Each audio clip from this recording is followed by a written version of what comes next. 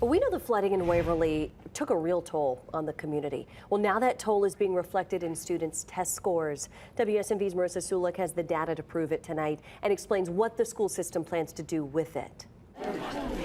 Walk into Waverly Central High School. A place last year's flood still lingers. Not physically, but mentally. This year's a little bit better. Last year was rough. Jennifer Reed owns the Waverly Cafe. She's also mom of two in the Humphreys County school system, one that condensed schools again this year after both Waverly Elementary and Junior High School were flooded.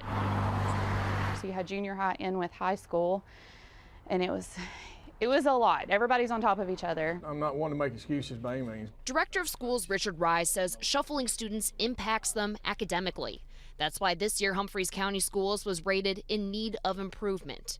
It's part of the state's district accountability study released this week, a rating the county hasn't seen recently. When you take two of our largest facilities and have to absorb them in our current buildings, it affects that learning environment. Rise says it's going to take a lot of time and work to improve those student test scores. First, he says he has to get both the elementary and the middle school into this temporary school. Then he says they need to implement some after-school tutoring and programs. Rise says the rating also reflects what students experience outside of school. We were still trying to, deal with a lot of mental health issues. Our community was still healing as a whole. The school system has a social emotional learning liaison. Right now, Rise says she has 180 referrals. You've got a lot of students there that their mind's not on that test. They've got other, home issues that really affect their whole daily life.